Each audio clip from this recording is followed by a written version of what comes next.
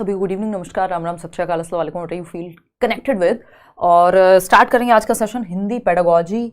और इसमें कुछ क्वेश्चंस ऐसे होंगे जो अलग हैं, कुछ ऐसे हैं जो आए हुए क्वेश्चंस हैं और जो कुछ ऐसे हैं जो आते ही रहते हैं। मतलब क्योंकि सिलेबस बिल्कुल वही 7-8 टॉपिक मुश्किल से हैं पेडागोजी में। अगर हम हिंदी की बात करें तो 30 नंबर की, या लैंग्वेज कोई भी है, अगर हिंदी है, इंग्लिश है, संस्कृत है, वॉटएवर, तो 30 नंबर की लैंग्वेज आती है। उन 30 मार्क्स में से अगर हम बात कर रहे हैं तो आपका 15 नंबर का पेडागोजी यानी शिक्षण शास्त्र के पढ़ाते कैसे हैं, है ना। और बाकी के 15 नंबर आपके 2 पैसेज, और 2 पैसेज भी 8 नंबर का एक पैसेज, या 7 नंबर का एक पैसेज, या 9 नंबर का एक पैसेज, या 6 नंबर का एक पैसेज।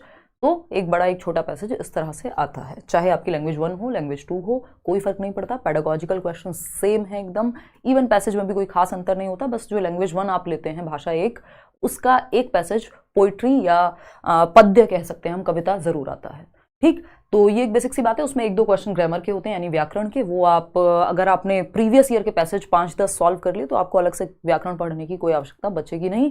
फिर भी आपको लगता है आप बहुत ही कमजोर हैं या कुछ इस तरह की बातें कि नहीं, सब कोई भी आपको सब कुछ कोई पढ़ा दे बैठ के, तो आप बैच ले सकते हैं।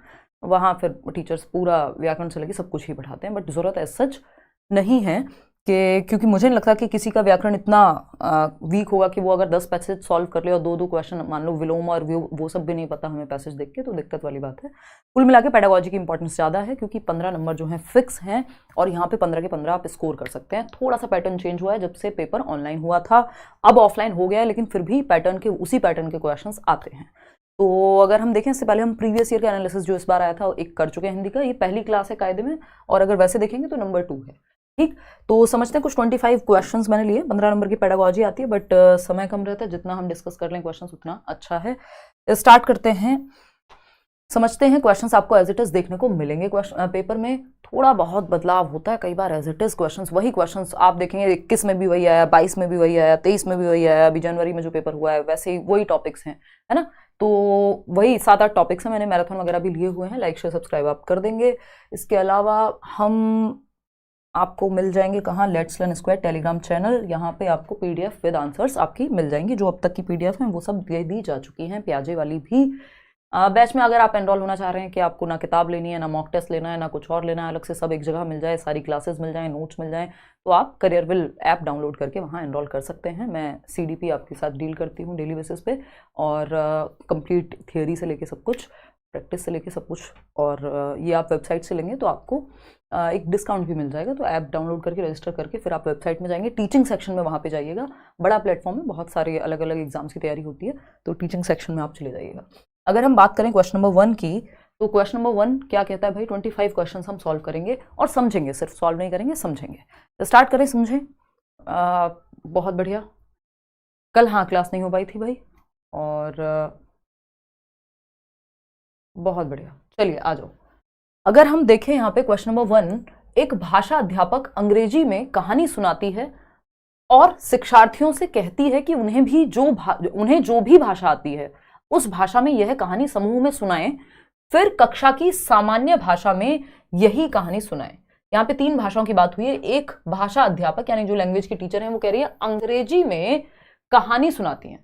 क्या करती हैं, अंग्रेजी में कहानी सुनाती हैं। उन्होंने इंग्लिश में कोई स्टोरी सुनाई। अब देख रहे हो ये अंग्रेजी की बात हो रही है क्योंकि हिंदी और इंग्लिश की पेडागोजी सेम आ रही है ट्रांसलेशन में, तो इवन सभी लैंग्वेज की। तो आपको समझ में आना चाहिए, कॉन्सेप्ट सबका सेम है, सिलेबस सारी लैंग्वेज का सेम है अगर पेडागोजी का देखेंगे तो एक भाषा अध्यापक अंग्रेजी में कहानी सुनाती है यानी इंग्लिश में कहानी सुनाई, फिर बच्चों को कहा, शिक्षार्थियों को कहा कि उन्हें जो भी भाषा आती है यानी जो भी उनकी मदर टंग है, मातृभाषा है, सहजात भाषा है, जो भी उन्होंने घर से उठाई है भाषा यानी अर्जित की है, उसमें वो कहानी एक समूह में अपने ग्रुप को सुनाए। ठीक है, जितनी उन्हें समझ में आई है अंग्रेजी से अपनी भाषा में, उस कहानी को सुनाना है। उस भाषा में यह कहानी समूह में सुनाएंगे। फिर उसके बाद तीसरी भाषा आएगी, कक्षा की सामान्य भाषा में यही कहानी सुनाए। अब कक्षा की सामान्य भाषा यहाँ पे सिंपल है कि अंग्रेजी ही होगी, क्योंकि टीचर किस भाषा में बात करेगी, जो कक्षा की सामान्य भाषा है। ठीक है ना, तो यहाँ पे अलग भी हो सकते हैं, बट मल्टीपल लैंग्वेजेस का यूज हो रहा है, यानी कई भाषाओं का प्रयोग हम कर रहे हैं और बच्चे की मातृभाषा का भी प्रयोग कर रहे हैं। इस शिक्षण शास्त्रीय युक्ति को यानी इस पेडागोजिकल टेक्निक को किस रूप में जाना जाता है? पहला ऑप्शन है बहुभाषा शिक्षण, यानी इसको मल्टीलिंगुअल टीचिंग कहेंगे। भाषा अर्जन यानी लैंग्वेज एक्विजिशन कहेंगे, यानी जैसे आप बड़े होते हैं और भाषा को आप अर्जित कर लेते हैं अपने परिवार से, बोलना सीख लेते हैं, मम्मी पानी दे दो पहले तो तुतला के बोलते हैं, या फिर सही बोलने लगते हैं, एक शब्द से दो शब्द जोड़ के। परभाषा व्यवहार यानी ट्रांस लैंग्वेजिंग, या फिर बहुभाषा नीति यानी मल्टीपल लैंग्वेज पॉलिसी। फटाफट से बताओ। इससे मुझे एक क्वेश्चन याद आ रहा है, इस मल्टीपल लैंग्वेज पॉलिसी से, भारत में भाषा नीति को क्या कहा जाता है? इसके बाद मैं ये क्वेश्चन एक बार लिख दूंगी बोर्ड पे, मुझे बात करते करते याद आ गया। और ऐसा बहुत बार होता है जब हम क्वेश्चंस, नंबर ऑफ क्वेश्चंस हो सकता है हम लिमिटेड सॉल्व कर रहे हो, बट कॉन्सेप्ट्स हमारे बहुत सारे क्लियर हो ही जाते हैं। ठीक है, क्वेश्चन नंबर 1, 57% लोग फर्स्ट ऑप्शन दे रहे हैं, जो कि गलत है। कमाल कर दिया आपने, बिल्कुल बहुत ही बढ़िया, गजब कर दिए हो। देखो एक बार, ये गलत है, ये वैसे गलत नहीं पूरी तरह से, बट यहां पे ये गलत है, क्योंकि अगर थर्ड ऑप्शन नहीं होता तो हम इसके साथ जा सकते थे। और बहुभाषा शिक्षण नहीं कहेंगे इसको, बहुभाषा तकनीक कह सकते हैं एक तरह से। खैर, अगर हम बात करें यहां पे, भाई बच्चे कई भाषाओं का प्रयोग कर रहे हैं। इंग्लिश में कहानी सुनाई गई, उन्होंने अपनी भाषा में बच्चों ने एक दूसरे को सुनाई, फिर कहा गया कि जो सामान्य भाषा है क्लास की, चाहे वो इंग्लिश हो या जो भी है, उसमें कहानी सुनाओ। तो कई भाषाओं का प्रयोग हो रहा है, बच्चे की मातृभाषा का भी प्रयोग हो रहा है। इस टेक्निक को परभाषा व्यवहार या अंग्रेजी में क्या कहते हैं? ट्रांस लैंग्वेजिंग। देखो ये इंग्लिश पेडागोजी से ही सब ट्रांसलेट हो के आजकल पेडागोजी के क्वेश्चन बनते हैं हिंदी के, तो इसलिए जिनको इंग्लिश के टर्म्स जरूर पता होने चाहिए आपको। ट्रांस लैंग्वेजिंग, ट्रांस लैंग्वेजेस, देखो ट्रांस मतलब ट्रांसफर हुआ है कहीं ना कहीं, तो एक लैंग्वेज से दूसरी लैंग्वेज में आप ट्रांसफर कर रहे हैं कुछ ना कुछ, तो परभाषा व्यवहार ट्रांस लैंग्वेजिंग कहेंगे, जिसमें आप फ्लूइडली, आसानी से एक भाषा से दूसरी भाषा की तरफ जा सकते हैं। ये बहुभाषा तकनीक की का एक पहलू है, एक एस्पेक्ट है मल्टीलिंगुअल टीचिंग का। अब यहां पे मल्टीलिंगुअल टीचिंग, ठीक है, बहुभाषाएं तो यूज हो रही हैं, लेकिन आपको एग्जैक्ट टर्म बताना है। तो एग्जैक्ट टर्म अगर हमारे पास है, जो हमसे एग्जैक्टली पूछा गया है, तो हम उस पे जाएंगे ना डायरेक्ट, है ना। हम अगर हमसे कहा गया है 2 दूनी कितने होते हैं, तो हम सीधा 4 कहेंगे ना। हम ये नहीं कहेंगे 4 ऐसे बनता है, एक एक को 4 बार जोड़ते हैं तब 4 बनता है। यहां पे डायरेक्ट लिखा हुआ है उन्होंने 4, आप कह रहे हैं 1 + 1 + 1 + 1 + 1, है ना। लेकिन हमारे से रिक्वायरमेंट क्या है? वो है डायरेक्ट आप वो टर्म बताइए। क्या आपको वो डायरेक्ट टेक्निक पता है? तो वो है परभाषा व्यवहार। इस पे कई क्वेश्चंस इस बार भी पूछे गए हैं, 2022 में भी पूछे गए थे। इस पे मैं 1-2 क्वेश्चंस आज भी कराऊंगी। तो ये थर्ड है, भाषा अर्जन होता है जब आप भाषा को एनवायरमेंट से उठा लेते हैं, जैसे आपने अपनी मातृभाषा को अर्जित कर लिया, समेट लिया, आपको बोलना आ गया, इधर उधर से सुन के किताब की जरूरत नहीं पड़ी। बहुभाषा शिक्षण में आप कई भाषाओं का प्रयोग कर सकते हैं, तो उसी का एक पहलू है एक तरह से। बहुभाषिक नीति, यानी नीति की तो यहां बात नहीं हो रही, ये टेक्निक पूछी थी हमसे। पॉलिसी कौन सी है ये थोड़ी पूछा था। अब पॉलिसी से एक क्वेश्चन मुझे याद आ रहा है, पोल भी देना साथ में। मैं आपके सामने एक क्वेश्चन रखती हूं कि भारत की शिक्षा नीति, भाषा शिक्षा नीति कौन सी है? भारत में पूछा जा चुका है पहले। भारत में भाषा नीति को, यानी लैंग्वेज पॉलिसी को क्या कहते हैं? बताना एक बार। भाषा नीति को क्या कहते हैं? सिंपल, सरल, सुंदर, सस्ता, टिकाऊ। तो हिंदी लिखने की प्रैक्टिस इतनी कम हो गई है ना over the period of time. Bharat में भाषा नीति को क्या कहते हैं या क्या नाम है? दिख पा रहा है यहां तक? कहते हैं, बताइएगा फटाफट से। 4 ऑप्शन अगेन, है ना। फर्स्ट ऑप्शन क्या हो सकता है? बहुभाषिता,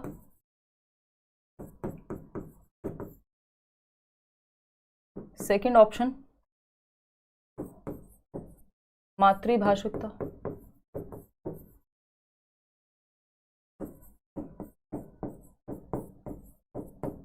त्रिभाषा सूत्र, या फिर मानक भाषा। फटाफट से बताओ, 4 ऑप्शन है, फटाफट से बताओ, दिमाग थोड़ा एक्टिव होगा ना। थर्ड ऑप्शन, बहुत बढ़िया भाई। भारत की जो भाषा नीति है, जिसको हम लैंग्वेज पॉलिसी कहते हैं, वो हम जो फॉलो करते हैं स्कूल्स में, या एजुकेशन सिस्टम पूरा जो फॉलो करता है, वो है त्रिभाषा सूत्र, जिसको 3 लैंग्वेज फॉर्मूला कहते हैं। और ये 3 लैंग्वेज फॉर्मूला की बात कहाँ हुई है? एक क्वेश्चन इस पे भी आता ही है आजकल, पिछले 2-3 साल में अगर आप देखेंगे। ये 3 लैंग्वेज फॉर्मूला की बात आपका कोठारी आयोग की एक पॉलिसी थी 1964-66 वाली, और उसमें इसकी बात हुई है कि 3 भाषाएं आप पढ़ाइए, मदर टंग जो भी आपकी हिंदी या इंग्लिश में से कोई एक, और कोई भी एक मॉडर्न इंडियन लैंग्वेज। खैर इस पे हम आएंगे, अभी एक क्वेश्चन और आएगा इस तरह का। तो भारत की लैंग्वेज पॉलिसी को हम त्रिभाषा सूत्र कहते हैं, इसको ही हम ध्यान में रखते हैं। इस पे बवाल भी हुआ था साउथ में। क्वेश्चन नंबर 2 देखिएगा एक बार, ये क्या कहता है? क्वेश्चन नंबर 2 कहता है कक्षा 7 की अध्यापिका, यानी क्लास 7 की टीचर हैं, जो जोड़ियों में यानी पेयर्स में, जोड़ों में मतलब दो दो के बच्चों का, मान लीजिए 30 बच्चे हैं, 15 पेयर बना दिए, दो दो बच्चों का एक पेयर, ठीक है ना। ग्रुप नहीं कहेंगे, ग्रुप में 2 से अधिक लोग होते हैं, ठीक। तो जोड़ियों, अध्यापिका जोड़ियों में कार्य करवाने वाली गतिविधि करवा रही हैं, जिसमें सभी जोड़ियों पेयर्स को 10 वाक्यों की कहानी पर काम करने के लिए दिया जाता है। पहली जोड़ीदार पहला वाक्य पढ़ती हैं, यानी 2 बच्चे हैं, उसमें से बच्चा ए है जो पहला वाक्य पढ़ रहा है, और दूसरी जोड़ीदार उस वाक्य को लिखती है, यानी ए ने वाक्य पढ़ा और बी ने लिखा, बी ने राइट किया और ए ने रीड किया। सिंपल है, पढ़ा ए ने, लिखा जो पढ़ा गया है। मान लीजिए मैंने लिखा, मैंने पढ़ा वाक्य श्रुतलेख और आप लिख रहे हैं वाक्य श्रुतलेख, ठीक। तो ऐसे हो रहा है, 15 जोड़े या जितने भी जोड़े हैं क्लास में। अब दूसरी जोड़ीदार दूसरा वाक्य पढ़ती है, अब दूसरा कोई ग्रुप है, दूसरा कोई पेयर है, सॉरी, अब वो एक बच्चा है वहां पे, एक लाइन पढ़ेगा, दूसरी बच्ची उसको लिखेगी और पहली जोड़ीदार उस दूसरे वाक्य को लिखती है। इस तरह से दोनों जोड़ीदार कहानी पूरी करते हैं, बाद में वे मूल कहानी से अपने लिखे हुए की तुलना करते हैं। इस गतिविधि को क्या कहते हैं, यानी अब वो चेक कर रहे हैं कि सही लिखा है कि नहीं, जो बेसिक जो कहानी थी उसके हिसाब से सही भी है कि नहीं है। अब ये डिक्टेशन तो है, क्योंकि जब आप स्पेलिंग चेक कर रहे हो या देख रहे हो कि मैच हो रही हैं चीजें या नहीं, जिसको हम आम भाषा में इमला कह देते थे, कि बचपन में टीचर या माँ बाप हमारे बोलते थे कि ये लिखो, वो बोल रहे हैं और हम लिख रहे हैं, ताकि हमारी वर्तनी की अशुद्धियां ठीक हो सके। वर्तनी मतलब स्पेलिंग मिस्टेक्स क्लियर हो सके, है ना। तो ये श्रुतलेख है कि सुन के, डिक्टेशन कहते हैं अंग्रेजी में, सुन के लिख रहा है बच्चा। हाँ, ये तो हो रहा है, श्रुतलेख श्रुतलेख ये दोनों तो हटा देंगे। पारस्परिक लेखन, पारस्परिक लेखन ये नहीं है कि एक लिख रहा है फिर दूसरा लिख रहा है, यहाँ पे बोलने की भी बात हो रही है, सुन के लिखने की बात हो रही है, तो इसलिए डिक्टेशन या श्रुतलेख तो जरूर आएगा, ठीक। पारस्परिक श्रवण, सिर्फ सुनने की बात नहीं हो रही, लिखने की भी हो रही है, तो श्रुतलेख है, सुनना और लिखना साथ में है, डिक्टेशन, ठीक। तो वाक्य श्रुतलेख, या सिर्फ वाक्य की बात हो रही है या नहीं, कहानी की बात हो रही है, यानी पारस्परिक श्रुतलेख यानी रेसिप्रोकल डिक्टेशन, यानी एक बच्चा बोल रहा है फिर दूसरा लिखेगा, दूसरा बोल रहा है फिर पहला लिखेगा, तो सुन करके लिखा जा रहा है।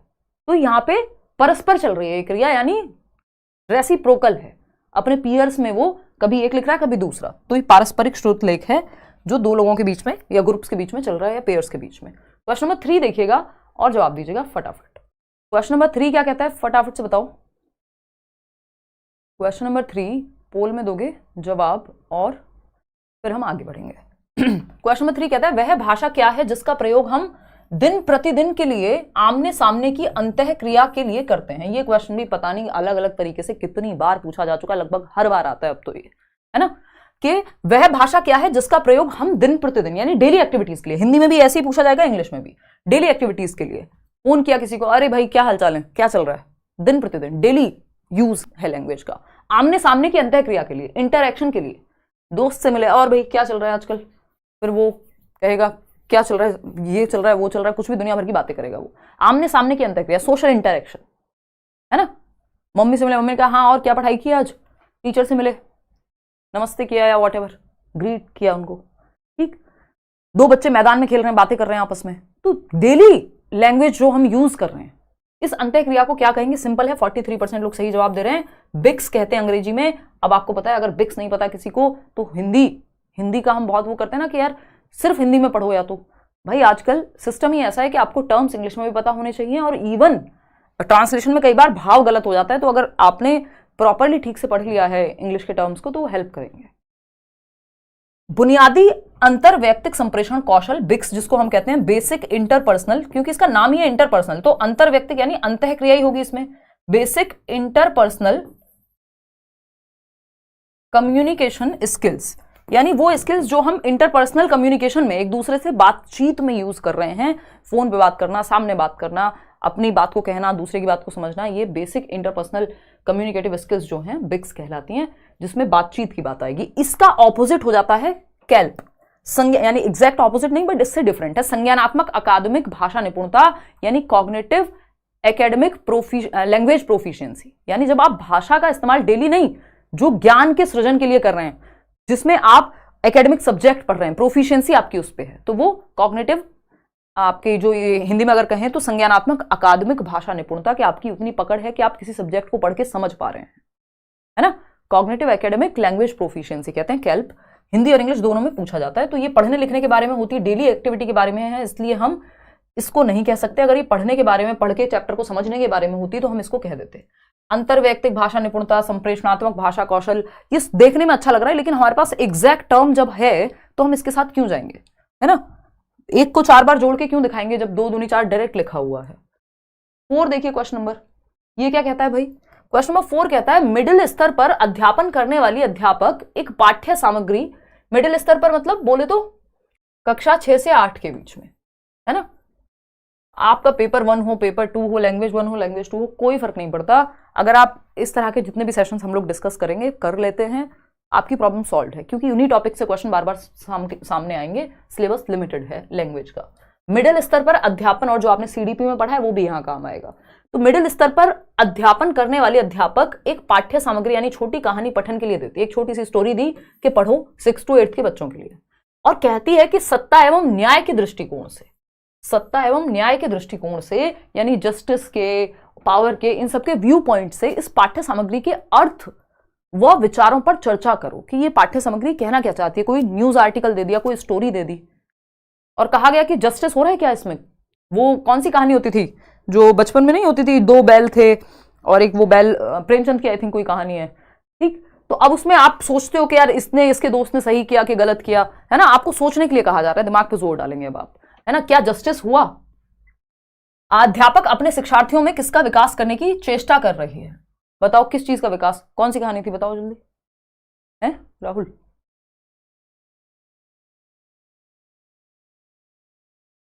कोई बात नहीं, चलो खैर, हाँ, झूरी के 2 बैल और समथिंग, सही बात है, हीरा मोती को अलग अलग नाम दे रहे हैं, ठीक है। तो अगर हम बात करें यहाँ पे, तो आप सोच रहे हैं कि यार इसके साथ सही हुआ कि नहीं हुआ, है ना? तो जस्टिस और पावर के पॉइंट ऑफ व्यू से आप इसमें थिंकिंग कर रहे हैं, यानी अलग अलग पहलुओं से सोच रहे हैं। जब बात अलग अलग पहलुओं की आ जाती है तो क्रिटिकल थिंकिंग आ जाती है। क्रिटिकल मतलब समालोचनात्मक चिंतन। अब ऑप्शंस में क्या है हम देख लेते हैं। समालोचनात्मक भाषा विकास कर रही हैं टीचर इसके माध्यम से, उच्च स्तरीय भाषा कौशल है ये, है ना? समालोचनात्मक साक्षरता कौशल है या समालोचनात्मक शिक्षण शास्त्र है। अब ये ऑप्शंस ने क्वेश्चन को मुश्किल बना दिया, अदरवाइज क्वेश्चन आसान था, क्योंकि सोचने की बात हो रही है, अलग अलग व्यू पॉइंट्स, अलग अलग परिप्रेक्ष्य से हम किसी चीज को देख पा रहे हैं, दृष्टिकोण से देख पा रहे हैं, तो यानी समालोचनात्मक चिंतन तो हो रहा है बच्चे का, क्रिटिकल थिंकिंग जो 21वीं शताब्दी के कौशलों में आता है, जो आपकी नेशनल एजुकेशन पॉलिसी नई शिक्षा नीति भी कहती है। तो समालोचनात्मक भाषा विकास कराने की कोशिश है, उच्च स्तरीय भाषा कौशल है, समालोचनात्मक साक्षरता कौशल है, समालोचनात्मक शिक्षण शास्त्र है। किसका विकास करने की बात कर रही है? देखो अगर आप देखेंगे तो ये एक टर्म है, एग्जैक्ट टर्म है। अब ये टर्म वाला क्वेश्चन हो जाता है, कुछ क्वेश्चंस ऐसे होते हैं जिनका फैक्चुअल आंसर होगा। समालोचनात्मक साक्षरता कौशल यानी क्रिटिकल लिटरेसी स्किल्स, इंग्लिश में कह देते हैं, आता है और क्वेश्चन सेम इंग्लिश में भी। क्रिटिकल लिटरेसी स्किल्स यानी इसमें क्रिटिकल थिंकिंग भी आ रही है बच्चे की, और वो लिटरेसी भी बेहतर हो रही है, यानी अब वो इसका अर्थ निकालना, इस पे विचार करना, इस पे रिफ्लेक्ट करना, इस पे चिंतन करना, क्या सही है क्या गलत है, हर एक पहलू से देखना किसी चीज को, है ना? तो ये स्किल्स में अपने आप भाषा विकास हो जाएगा, कौशल इसके अंदर होंगे बच्चे में, तभी वो इस समालोचनात्मक चिंतन कर पाएगा, क्योंकि उसके अंदर वो भाषा कौशल हैं। ठीक, समालोचनात्मक शिक्षण शास्त्र, ये पेडागोजी थोड़ी है कि उसको बच्चे को थोड़ी पढ़ाना सीखना है यहाँ पे, उसका तो सिंपल साक्षरता कौशल है कि वो लिटरेसी सीख रहा है, साक्षर हो रहा है इस चीज में कि अलग अलग व्यू पॉइंट से कैसे किसी चीज को देख पाते हैं। तो समालोचनात्मक साक्षरता कौशल इसको हम कहते हैं। आगे बढ़ेंगे क्वेश्चन नंबर 5 पे। क्या कहता है क्वेश्चन नंबर 5? फटाफट से देखेंगे और समझेंगे, जवाब देंगे। अगर मैं देखूं क्वेश्चन नंबर 5 कहता है शिक्षण की वह विधि जिसमें अध्यापक और 4 विद्यार्थी विभिन्न भूमिकाओं के साथ एक सहयोगात्मक अधिगम समूह का गठन करते हैं। पाठ्य वस्तु की विषय वस्तु पर संवाद किया जाता है, जिससे समीपस्थ विकास का क्षेत्र यानी वो प्रॉक्सिमो डिस्टल जो दायरा है, अब आपने जो भी पेडागोजी में पढ़ा है वो बहुत काम का हो जाता है यहाँ पे, कि जहां तक संभावना है कि आपका विकास हो सकता है, जो वाइगॉस्की की बात होती है, और परिणामतः पठन बोध में सुधार हो जाता है। इस विधि को क्या कहते हैं? यानी अध्यापक और विद्यार्थी दोनों साथ में कर रहे हैं किसी काम को, जहां जरूरत पड़ रही है टीचर से पूछ रहे हैं, टीचर अपने विचार बता रहे हैं किसी एक पाठ को लेके, बच्चे अपने विचार, यानी चर्चा परिचर्चा हो रही है। यानी सहयोगात्मक अधिगम समूह यानी कोऑपरेटिव एक ग्रुप बना हुआ है जहां कोलैबोरेट करके साथ में टीचर बच्चे से, बच्चे टीचर से, सब मिलकर के सीख रहे हैं। इसको रेसिप्रोकल टीचिंग कहते हैं अंग्रेजी में, और हिंदी में पारस्परिक शिक्षण कहेंगे, और ये रीडिंग में बहुत काम आता है। संरचनात्मक उपागम नहीं है कि आप संरचना देख रहे हो, कंस्ट्रक्ट कैसे करते हैं किसी सेंटेंस को, बल्कि यहाँ पे समझ की बात हो रही है।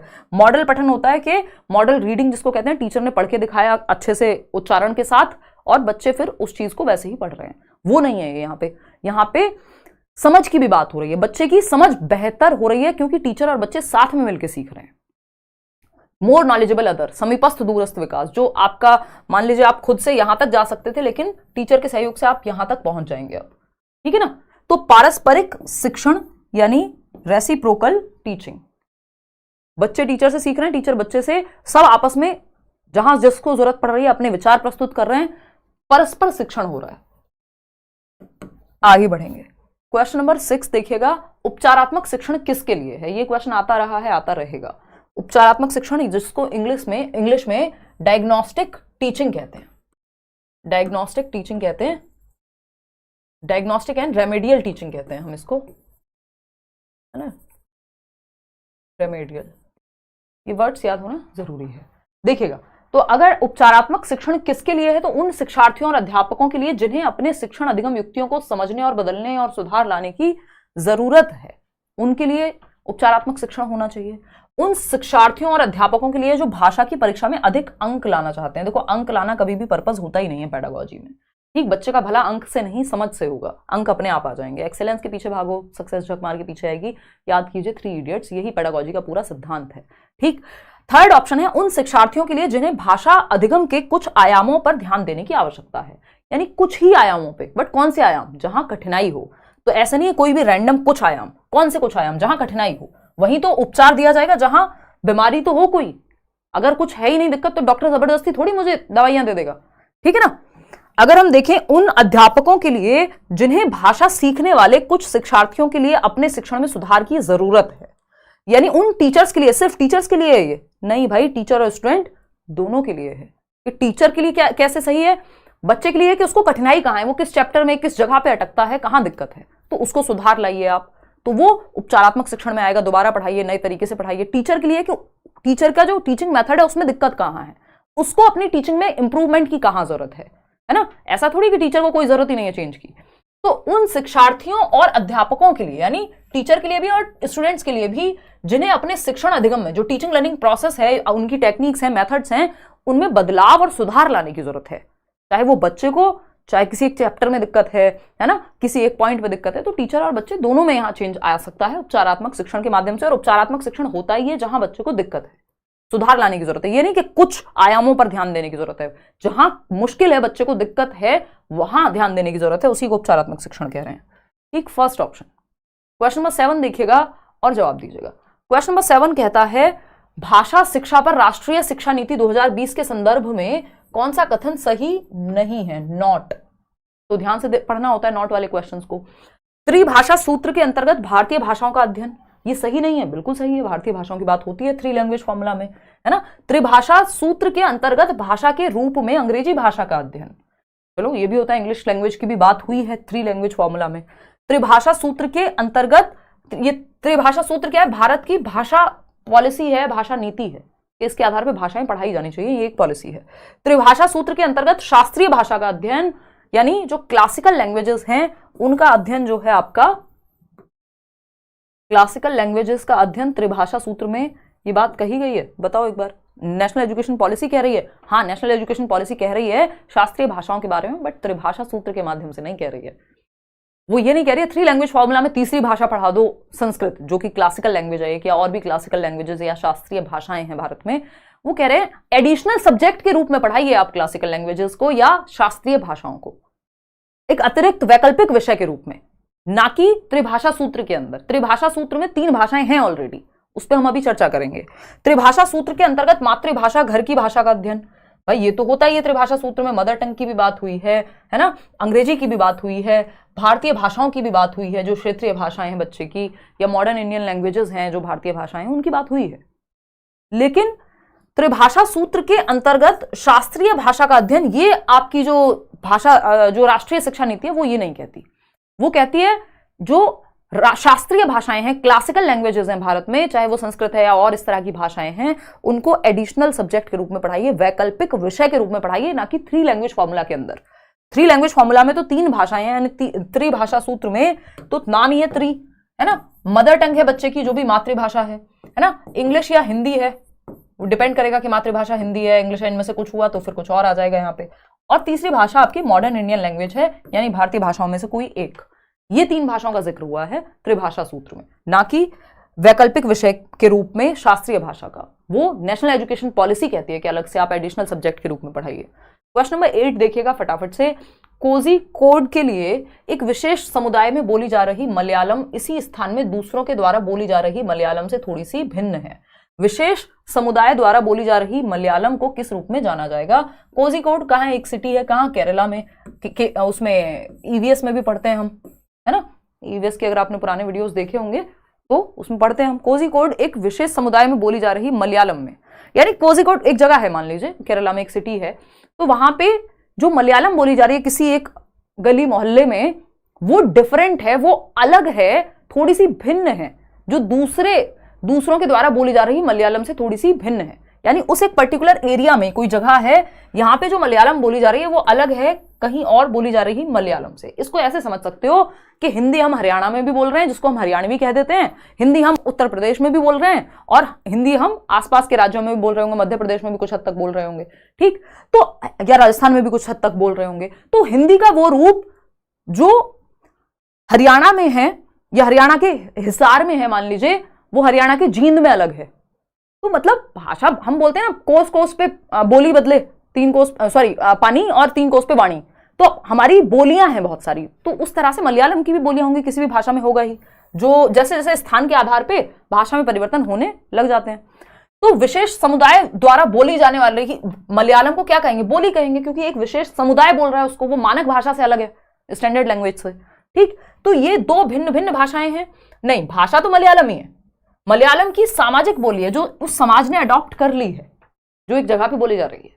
4th ऑप्शन पे क्यों जा रहे हो? मलयालम की क्षेत्रीय बोली, सामाजिक, भाई क्षेत्रीय नहीं, ठीक है ना। मलयालम के 2 प्रकार हैं, मलयालम की सामाजिक बोली है, सब अलग अलग इसमें जवाब दे रहे हैं, ठीक है। समाज, उस समाज की भाषा है ये। चलिए खैर आगे बढ़ते हैं नेक्स्ट क्वेश्चन पे। क्वेश्चन नंबर है 9, निम्नलिखित में से कौन सा विस्तृत पठन का उद्देश्य नहीं है? विस्तृत पठन के कई प्रकार होते हैं, हमने मैराथन में पढ़े थे, फिर किसी दिन डिस्कस करेंगे।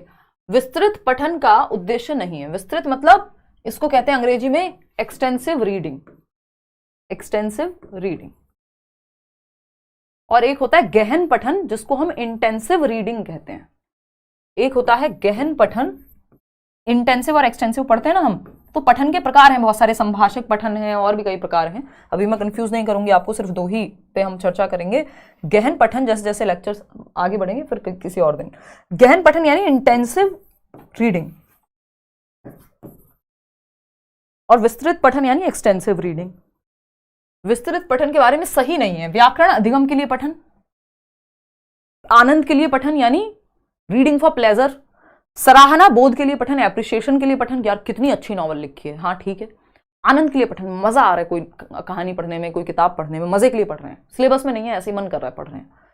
बहिर्वेशन यानी एक्स्ट्रापोलेशन के लिए पठन, यानी आप चिंतन कर पा रहे हैं, उससे कुछ नया अपना एक कंक्लूजन ड्रॉ कर पा रहे हैं, एक अपना कुछ क्या कहेंगे कंक्लूजन को, हम अपना एक सार निकाल पा रहे हैं, अपना एक व्यू पॉइंट देख पा रहे हैं उसमें से। तो अगर हम देखें सराहना बोध के लिए पठन या आनंद के लिए पठन, तीनों बातें सही हैं, क्योंकि एक्सटेंसिव रीडिंग या विस्तृत पठन क्या होती है? जब आप मजे के लिए पढ़ रहे हैं, एक्स्ट्रा में पढ़ रहे हैं, कोई नॉवल पढ़ रहे हैं, हैरी पॉटर की कोई किताब पढ़ रहे हैं, कोई और आपका मन किया प्रेमचंद की कहानी पढ़ रहे हैं, जबकि आपके सिलेबस में भी नहीं है, या लाइब्रेरी गए कोई भी किताब उठाई, तो आप मजे के लिए पढ़ रहे हैं, ना तो पेपर के लिए पढ़ रहे हैं, आपको मजा आ रहा है वो पढ़ के सराहना कर पा रहे हैं, आप एक्स्ट्रापोलेशन के लिए पढ़ रहे हैं, आपका दिमाग आप 4 दिशाओं में सोच पा रहे हैं, चीजों के बारे में जान पा रहे हैं। व्याकरण अधिगम के लिए पठन नहीं है। व्याकरण अधिगम के लिए होता है या पर्टिकुलर संरचना के लिए होता है, तो एक गहन पठन हो जाता है जो पढ़ाई लिखाई से आपकी डायरेक्ट रिलेटेड होता है। तो ये है फर्स्ट ऑप्शन गलत है, और जो गलत है वही सही है, क्योंकि पूछा ही गलत था, नहीं वाला है, तो सही जो नहीं है उसी का जवाब हमें देना है। क्वेश्चन नंबर 10 देखना, त्रिभाषा सूत्र के बारे में कौन सा कथन सही है? यानी 3 लैंग्वेज फॉर्मूला के बारे में कौन सी एक बात सही है? मातृभाषा, घर की भाषा, या हिंदी प्रथम भाषा के रूप में, बताइए।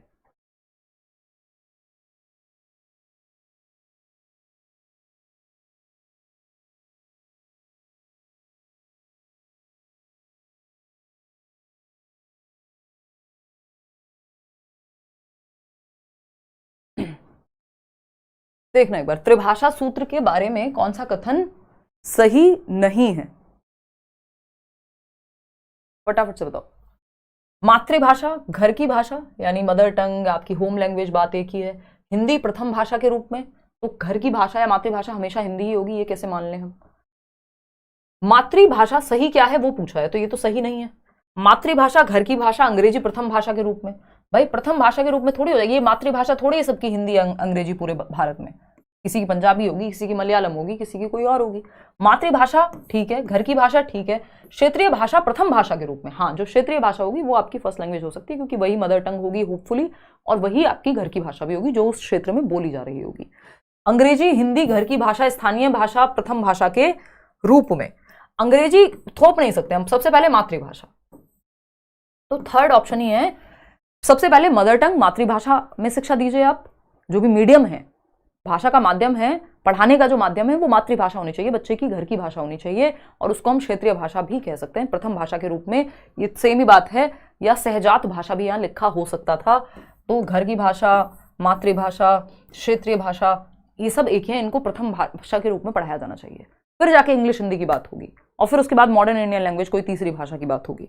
ठीक है जी, चलिए खैर आगे बढ़ते हैं, समझते हैं कहानी क्या है। क्वेश्चन नंबर 11 देखिएगा, ये क्या कहता है भाई क्वेश्चन नंबर 11, निम्नलिखित में से कौन सी विधि भाषा अधिगम के लिए ड्रिल और भाषा के औपचारिक गुणधर्म में निपुणता को आवश्यक रूप की तरह अनुशंसा करती है, यानी फॉर्मल लैंग्वेज आप सीख जाएं, जो अलग अलग सिचुएशन में आप यूज कर सकें, फॉर्मली ऑफिस में, कहीं जहां भी आप कोई काम कर रहे हैं उधर, है ना। बताइएगा एक बार, ये लोग कितना कंफ्यूजिंग पेपर बनाते हैं। हाँ, क्योंकि सिलेबस नहीं बदला ना इतने साल से, तो अब कुछ तो क्वेश्चन ही नए बना लेंगे कम से कम।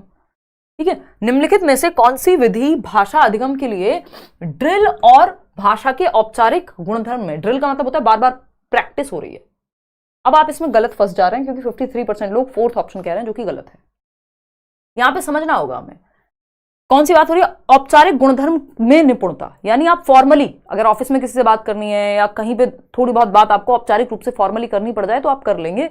इसमें बार बार आपको अभ्यास करा दिया गया है। ड्रिल का मतलब ये अभ्यास, और जहां ड्रिल आता है इसको हम बहुत पॉजिटिव नहीं मानते, ये व्यवहारवादी प्रिंसिपल्स पे आधारित है कि इतना अभ्यास करा दो, एक तरह से रट्टा ही लगवा दो, ठीक है ना। लेकिन भाषा में इसको हम यूज कर लेते हैं, कहीं कहीं एक मेथड है, मैं मेथड बता दूंगी, इसको आर्मी मेथड कहते हैं, जो कि यहाँ लिखा नहीं है। आप लोग 45% लोग गलत जवाब दे रहे हैं, जो कि आप फोर्थ कह रहे हैं, है ना। इसको हम कहते हैं श्रव्य भाषावाद या ऑडियो लिंगुअल मेथड कह देते हैं। ये आर्मी मेथड भी कहा जाता है, क्योंकि इसमें ये हुआ था इसीलिए इजाद के अलग अलग देशों में, मान लीजिए आर्मी है तो वो कुछ वर्ड्स आप दूसरी भाषा की सीख ले रहे हैं जिस जगह पे आप जा रहे हैं, ताकि उसको फॉर्मली यूज किया जा सके नॉर्मल कम्युनिकेशन में। इतनी बार रिपीट किया है तो इससे बोलने और सुनने की क्षमता आपकी ठीक हो जाती है उस भाषा की।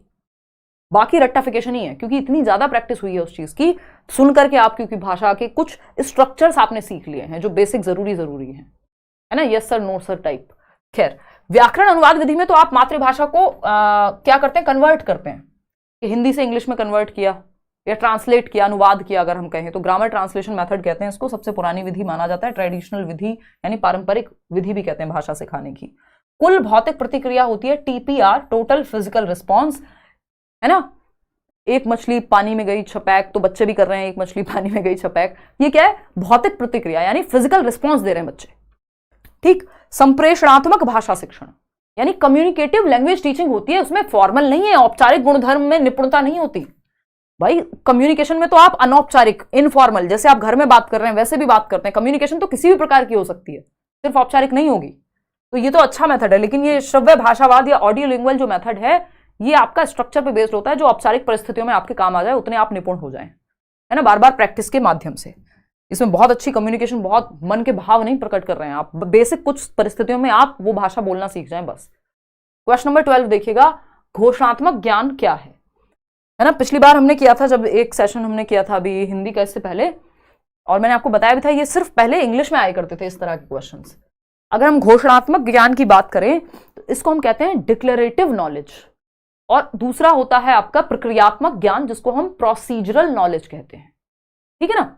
तो अगर हम बात करें यहां पे घोषणात्मक ज्ञान क्या है, डिक्लेयर कर सकें, घोषणा बना ही है डिक्लेरेशन से, तो डिक्लेरेटिव नॉलेज की बात हो रही है, डिक्लेरेटिव नॉलेज की बात हो रही है। तो क्या है डिक्लेरेटिव, फटाफट से बताओ। 44% लोग थर्ड ऑप्शन कह रहे हैं, देखते हैं। किसी भाषा के शब्द का उच्चारण करना डिक्लेरेटिव है।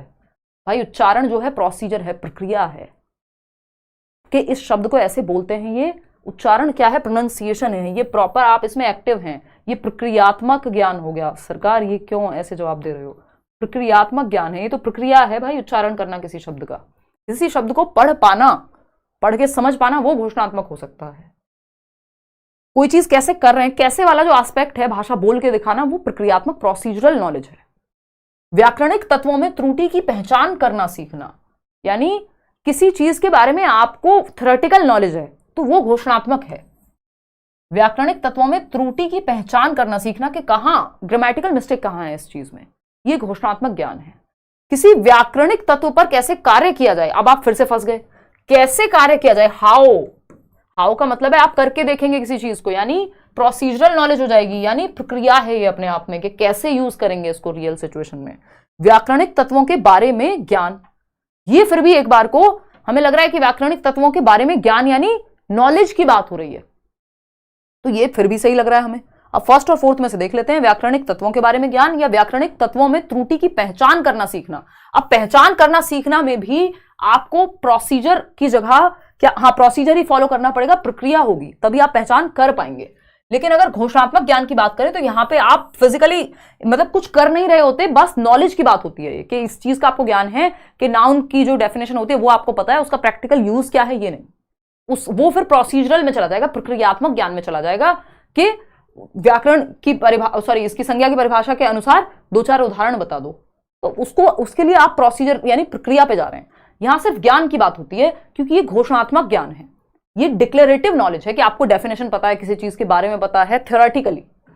तो व्याकरणिक तत्वों के बारे में ज्ञान है आपको कि ये रूल होते हैं, ऐसे होते हैं, आपने यूज किया नहीं किया है ना। रसगुल्ला क्या है, डेफिनेशन लिख रहे हैं, ये है घोषणात्मक ज्ञान। रसगुल्ला टेस्ट कैसा करता है, खा के देख रहे हैं, वो है प्रक्रियात्मक ज्ञान यानी प्रोसीजरल नॉलेज। तो ये कैसे कार्य करेंगे, पहचान करने में, उच्चारण करने में, इनमें सब में प्रैक्टिकल नॉलेज लगेगी, यानी आपका प्रोसीजरल नॉलेज या प्रक्रिया फॉलो होगी प्रॉपर। लेकिन यहां पे सिर्फ आपको घोषणा करनी है कि ये होते हैं भाई व्याकरणिक तत्व, सिंपल बात है। डी ऑप्शन या फोर्थ ऑप्शन यहां पे सही है। आगे बढ़ेंगे क्वेश्चन नंबर 13 पर, परभाषा व्यवहार, ट्रांस लैंग्वेजिंग फिर से आ गया जिस क्वेश्चन से आई थिंक हमने शुरुआत की थी।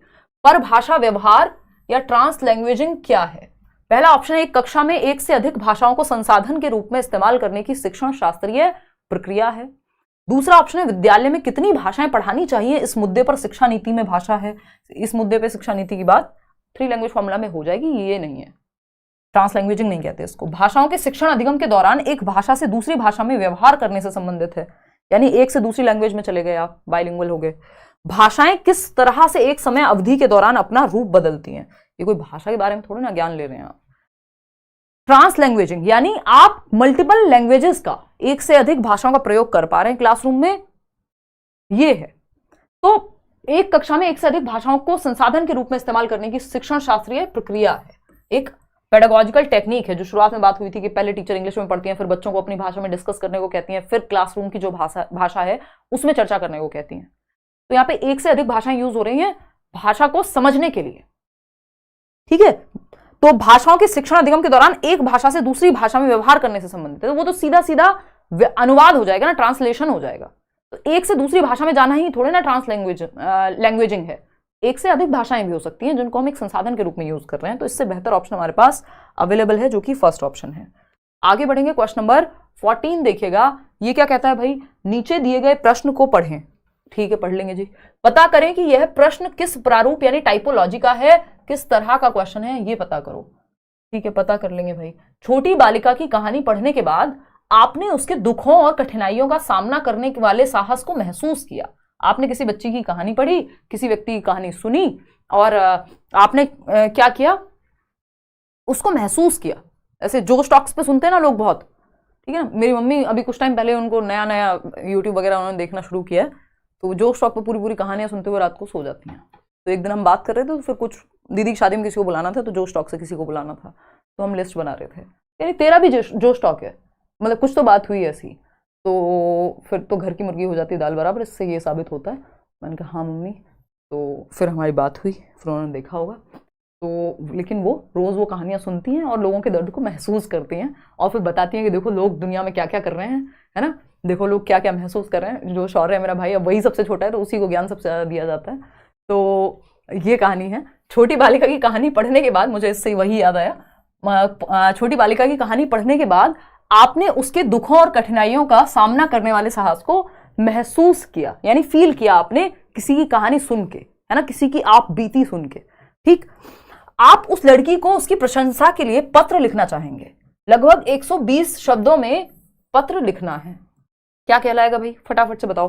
पहला ऑप्शन है पाठ का विस्तार करने वाला प्रश्न, यानी एक्स्ट्रापोलेटिव क्वेश्चन है, या फिर विमर्श संबंधी प्रश्न, यानी कि जिसपे चर्चा की जा सके, सोचा जा सके, अभिव्यक्त परक यानी अपने आप को एक्सप्रेस करने वाला प्रश्न, या फिर दीर्घ उत्तरीय प्रश्न यानी लॉन्ग आंसर टाइप क्वेश्चन। फटाफट से बताइए।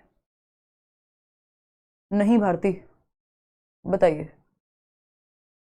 ए फॉर अपने वाला, हाँ हाँ बहुत बढ़िया प्रतिमा, मेरी सृष्टि कह रही है। हाँ यार बहुत सालों पुरानी वीडियो है वो, जो स्टॉक पे 4 साल पुरानी, उससे भी ज़्यादा मुझे लग रहा है। बहुत बढ़िया, अब तो आजकल हम इधर उधर जाते नहीं हैं। ए फॉर अशोक लगाओ, बहुत बढ़िया, हाँ बहुत बढ़िया, ठीक है ठीक है जी आदर्श। चलिए अब जवाब दे दीजिए फटाफट से। 47% लोग किसी एक आंसर को कह रहे हैं थर्ड ऑप्शन। फटाफट से देखते हैं क्या है। अभिव्यक्त परक। अब हम यहाँ फंस गए, क्यों? क्योंकि हमने, अब हिंदी में क्वेश्चन इतने आसान नहीं आते, आपने देखा और अक्कड़ बक्कड़ करके आपने लगा दिया। छोटी बालिका की कहानी पढ़ने के बाद आपने उसके दुखों और कठिनाइयों का सामना करने वाले साहस को महसूस किया एक तो, यानी यू फेल्ट दैट। ठीक है, एग्जैक्ट थिंग जो उसने कठिनाइयां, या किसी मूवी देख के, किसी की बायोग्राफी पढ़ के, किसी की ऑटोबायोग्राफी पढ़ के, कोई उस तरह की मूवी बनी हो जो बायोग्राफिकल हो, आपके आंसू आ गए, आपने महसूस किया उस दर्द को। ठीक, एक तो महसूस किया है, फील वाला एस्पेक्ट है। आप उस लड़की को उसकी प्रशंसा के लिए पत्र लिखना चाह रहे हैं। लगभग 120 शब्द में पत्र लिखना है। अब देखो, देखने में बिल्कुल सही बात है आपकी ये, कि आपको लग सकता है अभिव्यक्त ही तो कर रहे हैं, जो महसूस किया उसको एक्सप्रेस कर रहे हैं, लेकिन ये अभिव्यक्त परक प्रश्न नहीं है, क्योंकि आप सिर्फ अपने इमोशन नहीं एक्सप्रेस कर रहे हैं, आपने जो पढ़ा है और फिर आप उस पढ़ने के बाद उसकी प्रशंसा करने की बात कर रहे हैं। यहां पे उसके लिए शब्दों की बात कर रहे हैं, यानी आपको सोचना होगा। आपने जो पढ़ा है उसके परे भी आप गए होंगे, आपका चिंतन जागृत हुआ होगा। इसको एक्स्ट्रापोलेशन कहते हैं, है ना। अभी हमने थोड़ी देर पहले भी किया था, पाठ का विस्तार करने वाले प्रश्न कहते हैं ऐसे क्वेश्चन को। एक टीचर के रूप में सोचिए, इमोशनल मत हो जाइए, है ना, जो स्टॉक वाले माहौल में मत चले जाइए। बात क्या चल रही है? पाठ का विस्तार करने वाला प्रश्न, यानी एज अ टीचर जब आप इस तरह की चीज कहते हैं कि एक काम करा, आपने पाठ को पढ़ा, आपने महसूस किया, अब उसकी प्रशंसा में आपको पत्र लिखना है, या उसके बारे में जो भी बात कहनी है उस पर पत्र लिखना है, यानी पाठ का विस्तार हो गया। बच्चे अपना दिमाग लगा पाएंगे, थिंकिंग कर पाएंगे, जो है सामने उसके और परे जा पाएंगे। तो इसको पेडागोजी के टर्म्स में पाठ का विस्तार करने वाला प्रश्न कहते हैं, या एक्स्ट्रापोलेटिव क्वेश्चन कहते हैं, जिसमें बच्चे को एक्स्ट्रा सोचना भी पड़ेगा, विचार भी करना पड़ेगा, चिंतन भी करना पड़ेगा, तब एक्सप्रेस करेगा। तो एक्सप्रेस करना तो जस्ट एक पार्ट है इसका, इसीलिए अभिव्यक्त परक नहीं कह रहे हैं, क्योंकि जस्ट जो अभिव्यक्ति है यहां वो जस्ट एक हिस्सा है। पेडागोजिकल टूल में इसको हम क्या कहते हैं? एक्स्ट्रापोलेटिव टाइप का क्वेश्चन कहते हैं। समझ पा रहे हो? आम भाषा में नहीं समझना है इसको, पेडागोजी में समझना है ना। ये है आम जिंदगी, आपको मेंटोस जिंदगी जीनी है एज अ पेडागोजी टीचर, क्योंकि आपको पेडागोजी के हिसाब से समझनी पड़ेंगी चीजें। ठीक, तो मेंटोस जिंदगी में पाठ का विस्तार करने वाला प्रश्न है। ठीक, और दीर्घ उत्तरीय विमर्श संबंधी वो कोई सेंस ही नहीं बनाता, वो अपने आप ही इसके अंदर आ जाएगा कि वो दीर्घ उत्तरीय तो अपने आप ही हो जाएगा जब 120 शब्द में लिखना है, लेकिन सिर्फ 120 शब्दों को नहीं समझना है। ये अपने आप में एक एक्स्ट्रापोलेटिव क्वेश्चन था जिसमें आपको सोचना पड़ा। क्वेश्चन नंबर 15 देखिएगा, 25 क्वेश्चन है टोटल। निम्नलिखित में से त्रिभाषा सूत्र के संबंध में कौन सा कथन सही है? बताइएगा फटाफट से। सभी बच्चे अपनी विद्यालयी शिक्षा राज्य भाषा हिंदी में शुरू करते हैं और 10वीं पूरी करने तक कम से कम 2 और भाषाएं सीखते हैं। यानी जो उनकी स्कूल की लैंग्वेज है राज्य भाषा हिंदी में शुरू करते हैं और 10वीं पूरी करने तक कम से कम 2 और भाषाएं सीख जाते हैं, यानी सब हिंदी में शुरू कर रहे हैं। सबकी मातृभाषा हिंदी होगी जरूरी तो नहीं है। फिर देखते हैं सेकेंड ऑप्शन, ये क्या कहता है भाई? सभी बच्चे अपनी विद्यालय शिक्षा मातृभाषा और घर की भाषा में शुरू करते हैं और 10वीं पूरी करने तक कम से कम 2 और भाषाएं सीख लेते हैं। ये बात सही है, क्योंकि सबकी पहली भाषा हिंदी होगी। ये हम क्यों मान ले रहे हैं? क्योंकि हमारी है भाई। इस देश में बहुभाषी देश है हमारा, कितनी सारी भाषाएं हैं। अगर हम देखें, किसी घर में मलयालम बोली जा रही हो सकती है, किसी घर में पंजाबी, किसी घर में संस्कृत, किसी घर में कुछ और हो सकता है, भोजपुरी, कोई भी भाषा हो सकती है, बंगाली हो सकती है। तो वो हिंदी से ही शुरुआत क्यों करेगा? क्योंकि शुरुआत तो हमें त्रिभाषा सूत्र के अनुसार मातृभाषा से करनी है, और मातृभाषा क्या है आपकी? कोई भी हो सकती है, जरूरी थोड़ी हिंदी होगी। तो पहली भाषा सभी बच्चे विद्यालय शिक्षा मातृभाषा यानी घर की भाषा में शुरू करते हैं, और 10वीं पूरी करने तक कम से कम 2 और भाषाएं सीखते हैं, क्योंकि एलिमेंट्री लेवल तक जाते जाते 2 और भाषा, तभी 3 लैंग्वेज बनेंगी टोटल। एक आपकी मदर टंग, दूसरी इंग्लिश या हिंदी में से कोई, और तीसरी आपकी मॉडर्न इंडियन लैंग्वेज। ठीक है ना? तो तब तो 10वीं तक जाते जाते 3 भाषाएं वो सीख लेगा। सभी बच्चे अपनी विद्यालय शिक्षा अंग्रेजी माध्यम में क्यों करें भाई? बच्चे अपनी विद्यालय शिक्षा अपने राज्य की भाषा में नहीं, मातृभाषा में शुरू करेंगे और 2 और भाषाएं सीख लेंगे। तो सेकेंड ऑप्शन सही है। क्वेश्चन नंबर 16 देखिएगा और जवाब दीजिएगा। यहां एक ऐसी स्थिति दी जा रही है जहां विद्यार्थियों को विषय के प्रति समझ बनाने के लिए विषय के विपरीत वाले दृष्टिकोण से परिचित करवाया जाता है। इस प्रक्रिया द्वारा विद्यार्थियों में किसके विकास का प्रयास किया जा रहा है? यानी जो सब्जेक्ट है उसका ऑपोजिट भी आप सोच पाए, यानी उसका और दूसरा पक्ष क्या हो सकता है। जैसे ही मैं कहती हूं कई पहलुओं पे सोचना, यानी समालोचनात्मक चिंतन की बात हो रही है। आते हैं ऑप्शन पे, समझते हैं। समालोचनात्मक साक्षरता यानी क्रिटिकल लिटरेसी, साक्षरता विकास, लिटरेसी डेवलपमेंट। तो लिटरेसी तो नॉर्मली भी तो पढ़ना लिखना सीखना भी तो साक्षरता है ना, इसमें आपको विपरीत वाले दृष्टिकोण की क्या जरूरत है? तो ये तो गलत हो जाएगा। समालोचनात्मक विश्लेषण है, ये एनालिसिस है। देखो, ये समालोचनात्मक विश्लेषण अपने आप ही आ जाता है समालोचनात्मक साक्षरता कौशल के अंदर, जो हमने अभी किया था क्रिटिकल लिटरेसी स्किल्स में। अगर उसमें आप विश्लेषण नहीं कर पाएंगे तो काहे का समालोचनात्मक चिंतन है? क्रिटिकल थिंकिंग में तो आप देख पा रहे हैं ना, फैक्ट क्या है, ओपिनियन क्या है ना। कोई कह रहा है 2000 के नोट में चिप है, तो भाई कैसे है, कहां है, इसका साक्ष्य क्या है, हर एक पहलू आप देख पा रहे हैं किसी चीज का, वो समालोचनात्मक चिंतन है। ठीक, प्रक्रिया आधारित शिक्षण शास्त्र यानी प्रोसीजर पे बेस्ड है नहीं, यहां पे आप समालोचनात्मक साक्षरता की बात हो रही है। सिंपल बात, समालोचनात्मक विश्लेषण तो इसमें अपने आप आ जाएगा ना, समालोचना जहां आ गई तो विश्लेषण तो होगा ही। क्रिटिकल थिंकिंग में अगर आप एनालिसिस नहीं कर रहे हैं, विश्लेषण नहीं कर रहे हैं, चीजों को खोल के नहीं देख पा रहे हैं, तो फिर किस बात का क्रिटिकल थिंकिंग है ना? तो ये तो इसके अंदर अपने आप ही समाहित है। हाय मैम, पेड बैच में पेमेंट नहीं हो रहा, क्या करना चाहिए? सौम्या, हो जाएगा, ऐसी क्या दिक्कत है? टीम को कॉल कर लो, मेल डाल दो, है ना, वेबसाइट से ले लो। समालोचनात्मक साक्षरता, इसके अंदर अपने आप ये एनालिसिस भी, कंक्लूजन भी, निष्कर्ष निकालना, समालोचनात्मक निष्कर्ष, समालोचनात्मक आपका ये विश्लेषण, ये सब आ जाएगा समालोचनात्मक साक्षरता के अंदर, क्योंकि अब आपके अंदर वो लिटरेसी आ चुकी है। ये वैसा ही है कि जैसे हम कह रहे हैं कोई व्यक्ति साक्षर है, तो भाई साक्षर है तो पढ़ना लिखना तो आ ही गया होगा ना, तभी तो उसको लिटरेट कह रहे हैं हम, है ना। साक्षरता सीखी है तो पढ़ना लिखना बोलना ये सारी स्किल्स होंगी व्यक्ति में। तो उसी तरह से जब समालोचनात्मक साक्षरता आ गई है तो ये विश्लेषण, ये आपका तथ्यों पे जांचना, अलग अलग पहलुओं से सोचना, ये सब तो होगा ही। तो इसलिए वो बात सही है। कक्षा 6 की अध्यापिका शब्दावली समृद्ध करने के लिए चम्मच, प्लेट, डिब्बे, परात कक्षा में लेकर आती हैं। इन्हें दिखाकर वह रसोई में इस्तेमाल होने वाली वस्तुओं का विवरण लिखना चाहती हैं। भाषा शिक्षण के संदर्भ में इन वस्तुओं को क्या कहेंगे? वस्तुओं को ऑब्जेक्ट्स के माध्यम से पढ़ा रहे हैं, वस्तुओं के माध्यम से। जब मैंने कहा पेन, तो मैं कह रही हूं PEN, पेन लिखते हुए, ये होता है पेन। जब मैंने कहा एप्पल, तो मैंने एप्पल दिखा दिया। ये रियलिया है, रियल ऑब्जेक्ट्स का इस्तेमाल करना। ये सिर्फ पहले इंग्लिश पेडागोजी में ही आता था। वास्तविक वस्तुएं लेकर के आ रही है टीचिंग लर्निंग मटेरियल यानी शिक्षण सहायक सामग्री के रूप में, ताकि बच्चे को और क्लियर हो सकें चीजें। तो ये खाना पकाने के बर्तन है, वास्तविक जीवन के कार्य हैं, शिक्षण सामग्री नहीं, ये आम जिंदगी है। आपको मेंटोस आंसर चाहिए। वास्तविक वस्तुएं टीचर के रूप में सोचिए थोड़ा सा, यानी रियल ऑब्जेक्ट्स को जब आप क्लासरूम में बच्चों को समझाने के लिए यूज कर रहे हैं, है ना। तो झाड़ू, जब आप बात कर रहे हैं झाड़ू के बारे में बता रहे हैं तो झाड़ू दिखा भी दे रहे हैं। जब आप बॉटल की बात कर रहे हैं या माउस की बात कर रहे हैं तो आप माउस दिखा दे रहे हैं, है ना। तो रियल ऑब्जेक्ट्स को आप क्लासरूम में यूज कर रहे हैं जब, तो वो रियलिया कहलाता है, यानी रियल ऑब्जेक्ट्स या वास्तविक वस्तुएं। क्वेश्चन नंबर 18 देखिएगा फटाफट से और जवाब दीजिएगा। क्या होता है क्वेश्चन नंबर 18 में? सामाजिक विज्ञान की कक्षा में, यानी सोशल साइंस की क्लास है, शिक्षार्थी कक्षा में दिए जा रहे वक्तव्य से मुख्य बिंदु समझने की कोशिश कर रहे हैं, यानी मेन जो पॉइंट है उस बात का वो क्या है उस चैप्टर का, और मुख्य बिंदु लिख रहे हैं, जो मेन पॉइंट्स हैं वो लिख रहे हैं। ठीक, इस कौशल को क्या कहेंगे? यानी मेन पॉइंट को समझने की कोशिश और उसको लिख भी रहे हैं। लेखन कौशल है इसमें, संज्ञानात्मक कौशल है, अध्ययन कौशल है या श्रवण कौशल है। इसका मतलब बच्चे पढ़ रहे हैं, पढ़ते हुए नोट मेकिंग भी कर रहे हैं, मेन पॉइंट्स लिख रहे हैं।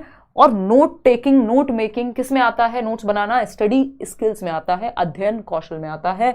आप लोग यहां भी गिर गए, मतलब गिर मतलब लिटरली वो वाला गिर गए नहीं, मतलब धड़ाम से गिर गए, वो वाला फिसलने वाला गिरना है ये, कि आपने आंसर संज्ञानात्मक कौशल लगा दिया 60% के आसपास लोगों ने, अब आंसर बदल दिया जब मैंने बता दिया, तो ऐसी चीटिंग नहीं करनी है। ये अध्ययन कौशल है, स्टडी स्किल में आता है, क्योंकि आप मुख्य बिंदु समझ रहे हैं, सुन रहे हैं, यानी स्टडी कर रहे हैं, ऊपर से फिर आप नोट्स टेक कर रहे हैं, या नोट्स मेकिंग या नोट्स टेकिंग है, वैसे डायरेक्ट जब आप सुन के मेन पॉइंट लिख ले रहे हैं, तो ये स्टडी स्किल्स के अंदर आती हैं ये चीजें।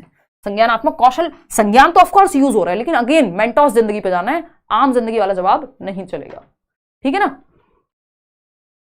श्रवण, ऐसे तो आप सुन भी रहे हैं, ऐसे तो लिख भी रहे हैं, ऐसे तो संज्ञानात्मक कौशल सोच भी रहे हैं, तो सिर्फ संज्ञानात्मक क्यों है, फिर तो सारे सही हैं। अध्ययन कौशल में ये सब आ जाता है कि जब आप अध्ययन कर रहे हैं तो लिखना, पढ़ना, समझना, सोचना सब आएगा, तो इसलिए थर्ड ऑप्शन सही है। क्वेश्चन नंबर 19 देखिएगा, ये क्या कहता है भाई, फटाफट से जवाब दो, फटाफट से जवाब दो और बताओ, जल्दी जल्दी जवाब दो, इधर उधर की बातें नहीं करनी है, सीधा सीधा जवाब दे देना है। बताइए, थर्ड ऑप्शन कह रहे हैं 48% लोग। चलिए देखते हैं आज आप लोगों ने जितने गलत जवाब दिए हैं इतने तो, है ना, वो इमानेंट जस्टिस वाले स्टेज पे आ जाऊंगी मैं, ऐसे भगवान पाप देगा ऐसे गलत जवाब दोगे तो।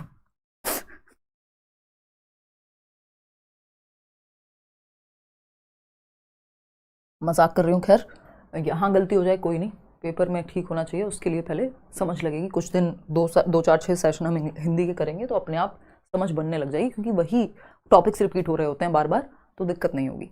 उस तरह के ज़्यादा क्वेश्चन प्रैक्टिस कर लोगे समझ में आ जाएगा। अधिगम प्रतिफल यानी लर्निंग आउटकम, इसको इंग्लिश में क्या कहते हैं, लर्निंग। एक तो इन्होंने हिंदी ना हिंदी छोड़ी है ना इंग्लिश ही छोड़ी है, ये सीधा सीधा ट्रांसलेट कर देते हैं इंग्लिश से, और जब से ऐसा होना शुरू हुआ है तब से हिंदी पेडागोजी में दिक्कत लोगों को ज़्यादा आई है, बट हम कर लेंगे इसको, डोंट वरी। अधिगम प्रतिफल यानी लर्निंग आउटकम, आउटकम क्या निकल के आया है ना, 3 साल दे दिए किसी रिश्ते को, शादी तक नहीं पहुंची बात, बर्बाद हो गया टाइम, है ना, ये लोगों का आउटकम का तरीका होता है, ठीक, बट ये कॉन्सेप्ट सही नहीं है, ठीक। अधिगम प्रतिफल शिक्षार्थियों को समर्थ बनाते हैं, ये जो लर्निंग के आउटकम है कि आपने कुछ सीखा, उस सीखने से प्राप्त क्या हुआ, कितने % समझ में आया, वो है आउटकम। ये क्लास आपने देखी, 25 क्वेश्चन किए, कितने क्वेश्चन सही हुए, अच्छा क्वेश्चन इतने सही हुए, समझ में कितना आया, तो ये आउटकम है उस क्लास का, ठीक है। तो अधिगम प्रतिफल यानी सीखने का प्रतिफल, रिजल्ट, आउटकम, शिक्षार्थियों को किस चीज में समर्थ बनाता है, एबल बनाता है, सभी कौशलों के अधिगम के न्यूनतम स्तरों को प्राप्त करने में, यानी जो मिनिमम लेवल है, या फिर भाषागत तथ्यों को मापने के संदर्भ में प्राप्त करना, यानी जो लैंग्वेज को लेकर के जो आपके कॉन्सेप्ट्स हैं या आपके जो तथ्य हैं उनको लेकर के क्या समझ में आया है, व्याकरणिक ज्ञान को मापन के संदर्भ में प्राप्त करना, दक्षताओं को मापन के संदर्भ में प्राप्त करना, सब अपनी अपनी मर्जी से अक्कड़ बक्कड़ बम्बे बो करके जवाब दे रहे हैं। सिर्फ न्यूनतम स्तरों को प्राप्त करना थोड़ी ना लर्निंग आउटकम होता है कि आप 100 में से 33 नंबर ले आओ तो हम कहेंगे हाँ बहुत अच्छा लर्निंग आउटकम आया है। भाई दक्षताएं, आपकी मास्टरी कितनी हासिल हुई है, तो दक्षताओं को मापन के संदर्भ में प्राप्त करना कि आपने 4 चैप्टर पढ़े, आपने एक मैराथन देखा और आपके कॉन्सेप्ट्स क्लियर हो गए, या आपने बैच लिया, आप डेली बेसिस पे पढ़ रहे थे, फिर आप जब एक थियरी पढ़ के, मान लीजिए मैं प्याजे की थियरी पढ़ाती हूँ 4 दिन लगा करके, तो बैच में मैंने लगाया है समय, फिर हम क्वेश्चंस करते हैं प्याजे के, तो आप प्याजे के क्वेश्चंस जब आप कर रहे हैं तो आपको समझ में आएगा कि यार ये क्वेश्चंस सही हो रहे हैं, जो हमने पढ़ा था क्या वो समझ में आ रहा था, पता लग रहा है, यानी कितनी मास्टरी हासिल हुई है, मैं कितना दक्ष, कितना लायक बना हूं, ये बात आपको संदर्भ में समझ में आ जाती है। तो दक्षताओं को मापन के संदर्भ में प्राप्त करना कि कितने % मापा जा पा रहा है या नहीं जा पा रहा है, कि आपकी मास्टरी कितनी हासिल हुई है किसी एक टॉपिक पे, सिर्फ न्यूनतम स्तर नहीं कि बेयर मिनिमम सीख लिया, वो नहीं, तो 4th तो सही हो ही नहीं सकता, मतलब 1st तो सही हो ही नहीं सकता, 4th सही है, गलत जवाब दे रहे हो कॉन्फिडेंस के साथ। क्वेश्चन नंबर 20 देखना और जवाब देना, भाषा अधिगम के बारे में कौन सा कथन सही है, सहजात या प्रथम भाषा का ज्ञान द्वितीय भाषा के अधिगम को समर्थित करता है, यानी फर्स्ट लैंग्वेज लर्निंग, दूसरी लैंग्वेज जो आप मान लीजिए आज आपको हिंदी आती है जो आपकी मातृभाषा है, और फिर आप इंग्लिश सीखते हैं तो ये हिंदी का ज्ञान आपको इंग्लिश में हेल्प करेगा। बात सही है या नहीं, मैं क्यों बताऊं, आप पहले देखो, प्रथम भाषा अधिगम और द्वितीय भाषा दोनों पूरी तरह से अलग अलग है, यानी फर्स्ट लैंग्वेज लर्निंग और जो सेकंड लैंग्वेज लर्निंग है वो दोनों एकदम अलग है। नहीं भाई एकदम अलग क्यों होते, सहजात प्रथम भाषा का ज्ञान द्वितीय भाषा के अधिगम में अवरोध, बाधा बनता है, फर्स्ट लैंग्वेज सेकंड लैंग्वेज में ही, इस अप्रोच से नहीं चलना, बल्कि मल्टीपल लैंग्वेजेस हेल्प करती हैं। सहजात प्रथम भाषा के ज्ञान का द्वितीय भाषा अधिगम से कोई लेना देना नहीं है, ऐसा भी नहीं है। तो क्या है, जो फर्स्ट लैंग्वेज होती है आपकी वो दूसरी भाषा को सीखने में मददगार साबित होती है, ये बात हमें माननी है एज अ टीचर। इसलिए हम कहते हैं बहुभाषिता का माहौल, जितनी ज़्यादा भाषाएं होंगी, बल्कि कहा जाता है जिन लोगों को 2 या 2 से अधिक भाषाएं आती हैं उनका संज्ञान, उनकी थिंकिंग प्रोसेस, उनका जो कॉग्निटिव लेवल है वो बेटर हो पाता है। तो बच्चे को हम भाषाएं तो जितनी सिखाएं उतना अच्छा है। तो first option is the right answer. Question number 21 देखिएगा, लड्डू सा क्वेश्चन है, इसमें भी अगर आपने गलती की तो फिर वो आया था ना, सीटेट माफ नहीं करेगा। फिर देखना एक बार 21वां सवाल क्या कहता है। कक्षा 7 का विद्यार्थी यानी क्लास 7 का स्टूडेंट है, एलम नाम है, कन्नड़, मराठी, हिंदी और अंग्रेजी 4 भाषाएं जानता है, यानी 4 लैंग्वेजेस उसको आती हैं, जिसमें कन्नड़ा है, मराठी है, हिंदी है, इंग्लिश है। ठीक, घर में यानी मल्टीपल लैंग्वेजेस, बहुभाषिता वाला बच्चा है। घर में जब वह अपने माता पिता के साथ बात करता है तो वह प्रवाह के साथ यानी फ्लो में, फ्लुएंसी के साथ 4 भाषाएं बोलता है। और विद्यालय में वह हिंदी यानी स्कूल में हिंदी, कन्नड़ तथा अंग्रेजी बोलता है। अब वो मराठी नहीं बोल रहा है क्योंकि विद्यालय में यही 3 भाषाओं के लोग होंगे ज्यादातर, क्योंकि उसके मित्र व अध्यापकों को यही भाषाएं आती हैं, उनको मराठी नहीं आती तो वो मराठी नहीं बोल रहा है ना। इस स्थिति को किस रूप में जाना जाएगा? क्या है ये स्थिति? कोड से आगे जाना, कोड मूविंग है, कोड स्विचिंग है, अंतरभाषा यानी इंटरलैंग्वेजिंग, परभाषिक यानी ट्रांसलैंग्वेजिंग लिंग्वल योग्यता है, या कोड जाल यानी कोड मैशिंग है। ये सब इधर उधर की बातें हैं इस समय। ना ये इंटरलैंग्वेजिंग है, ऐसा नहीं है वो एक से दूसरी भाषा, दूसरी से तीसरी, नहीं। परभाषिक ट्रांसलिंगुअल योग्यता है कि बच्चा एक से दूसरी भाषा में फ्लुइडली चेंज कर सकता है, कई भाषाओं का इस्तेमाल वो कर सकता है। ये है ट्रांसलैंग्वेजिंग, यानी लैंग्वेज में ट्रांसफर कर सकता है, ट्रांस मतलब चेंज कर सकता है यहाँ, ठीक है ना। सिर्फ ऐसा नहीं है कि वो एक ही भाषा में परिवर्तन करता तब इंटरलैंग्वेजिंग होता, कि हिंदी का ही कोई और रूप में बोलने लग जाऊं तो वो इंटरलैंग्वेजिंग हुआ, अंतरभाषा हुआ, एक ही भाषा के अलग अलग रूप। लेकिन यहाँ अलग अलग भाषाएं हैं, परभाषिक रूप हो गया। तो थर्ड ऑप्शन। क्वेश्चन नंबर 22 देखिएगा फटाफट से और जवाब दीजिएगा। आपका फेवरेट क्वेश्चन बिक्स और कैल्प वाला, यह है अकादमिक भाषा या विभिन्न प्रकार के विषयों के लिए आवश्यक भाषा में निपुणता से संबंधित है, यानी भाषा के ज्ञान को बढ़ाना, एकेडमिक स्किल्स को बढ़ाना। कहाँ आता है? कॉग्निटिव, बताओ, कॉग्निटिव, एकेडमिक, लैंग्वेज प्रोफिशिएंसी। ठीक, संप्रेषणात्मक भाषा निपुणता, तो ये तो बिक्स हो गई ना, कि आप जब डेली कम्युनिकेशन में जो भाषा यूज कर रहे हैं, आम बोलचाल की भाषा। संज्ञानात्मक अकादमिक भाषा निपुणता, ये आपके अकादमिक भाषा या विभिन्न प्रकार के विषयों के लिए, जो आप अलग अलग सब्जेक्ट पढ़ रहे हैं, उस सब्जेक्ट को समझने के लिए। जैसे आप पेडागोजी पढ़ रहे हैं तो आपको कॉग्निटिव एकेडमिक लैंग्वेज प्रोफिशिएंसी चाहिए कि उन टर्म्स को आप समझ पाए। यहाँ पे वो आम वाली भाषा जरूरी नहीं यूज होगी। आम भाषा में तो एकोमोडेशन, जब आप प्याजे में पढ़ते हैं तो एकोमोडेशन को तो आवास कह देते हैं, कहीं आप रह रहे हैं वो एकोमोडेशन है। लेकिन मेंटोस भाषा में या पेडागोजिकल भाषा में या कॉग्निटिव लैंग्वेज की या एकेडमिक लैंग्वेज की जब हम बात कर रहे हैं यहाँ, तो हम एकोमोडेशन को समायोजन कहते हैं, कि आप चेंज कर रहे हैं, मॉडिफाई कर रहे हैं कुछ। समझ पा रहे हो? फिर आम भाषा नहीं है ये। तो संज्ञानात्मक अकादमिक भाषा निपुणता यानी कॉग्निटिव एकेडमिक लैंग्वेज प्रोफिशिएंसी। अंतरभाषा निपुणता यानी आप मल्टीपल लैंग्वेजेस में क्या कर पा रहे हैं, मास्टरी हासिल कर पा रहे हैं, उसकी बात नहीं है यहाँ पे। मल्टीपल लैंग्वेज की बात नहीं है। एकेडमिक्स को आप समझने के लिए जिस भाषा का इस्तेमाल कर रहे हैं, चाहे वो हिंदी में क्यों ना समझ रहे हो, बुनियादी अंतर्वैयक्तिक संप्रेषण कौशल, तो वो तो बेसिक इंटरपर्सनल स्किल्स जो आप बोलचाल की भाषा में यूज कर पा रहे हैं। ठीक, अब जब इन पे पकड़ बन जाए तो हम इनको कहेंगे कि ये आपकी जो बिक्स हैं वो आपने पूरी तरह से मास्टर कर ली है। यहाँ पे बुनियादी थी, यहाँ पे निपुणता है, बस इतना ही अंतर है। क्वेश्चन नंबर 23 देखिएगा, सेकंड लास्ट क्वेश्चन है आज के लिए, फटाफट से जवाब देंगे। क्वेश्चन नंबर 23 कहता है कक्षा 8 की अध्यापिका एक पाठ्य सामग्री के 5 वाक्यों को 2 बार अंग्रेजी में पढ़ती हैं और शिक्षार्थियों को ध्यानपूर्वक सुनने के लिए कहती हैं कि ये मैंने 2 बार इंग्लिश में पढ़ा मान लीजिए, और बच्चों को कहा कि सुनो भाई ध्यान से। ठीक, इसके बाद वह शिक्षार्थियों को 4-4 के समूह में काम करने के लिए कहती है। 4-4 के ग्रुप बना दिए, वाइकोस्की की बात को मान रहे हैं कि ग्रुप में सिखाओ, समूह में सिखाओ, अच्छा सीखेंगे बच्चे, एक दूसरे से हेल्प लेके सीखेंगे। और काम करने के लिए कहती हैं कि वे पढ़ी गई पाठ्य सामग्री का पुनर्लेखन करें, यानी खुद से रीराइट करें, जो एकदम मूल जैसा ना हो, यानी जो आपने कहानी सुनी है उससे कुछ अलग लिखो, बिल्कुल सेम एज इट इज नहीं, अपने तरीके से, अपनी भाषा में, अपने विचारों के साथ। इस गतिविधि को क्या कहेंगे? सामूहिक श्रुतलेख कहेंगे, श्रवण कार्य, लेखन कार्य, अनुच्छेद श्रुतलेख है। बताओ। देखो यहाँ पे समूह है, एक तो इस बात पे ध्यान देना, 4-4 का ग्रुप बना है, टीचर ने 5 वाक्यों को 2 बार अंग्रेजी में पढ़ा है और अपने तरीके से लिखने को कहा है, तो श्रुतलेख हो गया, क्योंकि सुन के लिखेगा बच्चा समूह में। 3 बातें हो गई, सुन के लिखना यानी श्रुत लेख, समूह में लिखना सामूहिक श्रुतलेख, सिंपल, सरल, सुंदर, सस्ता, टिकाऊ जवाब फर्स्ट ऑप्शन। सिर्फ सुन थोड़ी रहे हैं, सिर्फ लिख थोड़ी रहे हैं, सिर्फ अनुच्छेद का श्रुत लेख थोड़ी है, एज इट इज थोड़ी है कि पैराग्राफ को लिख दिया है, अपना दिमाग लगाना है उसमें। ठीक, तो समूह के साथ फिर मिल रहे हैं। क्वेश्चन नंबर 24 देखिएगा और जवाब दीजिएगा फटाफट से। निम्नलिखित में से कौन सी भाषा की एक विशेषता नहीं है, यानी लैंग्वेज की एक कैरेक्टरिस्टिक नहीं है, उसकी विशेषता नहीं है। ये क्वेश्चन पूछा जा चुका है पता नहीं कितनी बार अलग अलग तरीके से। जब हम भाषा की विशेषताएं पढ़ते हैं, पहला ही चैप्टर है लैंग्वेज पेडागोजी में, जब हम लोग डिस्कस करते हैं तो ये चीज आती ही आती है कि भाषा की विशेषता नहीं है। भाषा यादृच्छिक होती है, भाषा स्थिर है, भाषा सांस्कृतिक अनुभवों पर आधारित है, भाषा एक अर्जित और सीखा हुआ व्यवहार है। यानी या तो आप एनवायरमेंट से अर्जित कर लेते हैं, जैसे आप अपनी मातृभाषा को उठा लेते हैं, आपको कोई किताब पढ़ने की जरूरत नहीं, आप सुनते हैं आसपास से, दिमाग में भर जाती है, आप बोलने लगते हैं, अर्जित कर लिया, इकट्ठा कर लिया। ठीक, और सीखी हुई क्या है, आप ग्रामर सीख रहे हैं, ABCD सीख रहे हैं। जब आप लैंग्वेज के प्रॉपर रूल्स वगैरह से सीख रहे हैं, दोनों ही होती है। भाषा एक्वायर्ड भी होती है यानी अर्जित भी होती है, और लर्न भी होती है यानी सीखी हुई भी होती है। जैसे इंग्लिश लर्न हो सकती है, हिंदी हो सकता है आपने अर्जित की हो अपने आसपास से। भाषा सांस्कृतिक अनुभवों पर आधारित होती है, यानी जो संस्कृति में आप रहते हैं उस तरह के अनुभवों पर आधारित होगी। बात ठीक है ना। हम रामायण महाभारत ये सब सुन रहे हैं, पढ़ रहे हैं, देख रहे हैं, तो ये भी तो हमारे सांस्कृतिक अनुभवों से प्रेरित है ना भाषा।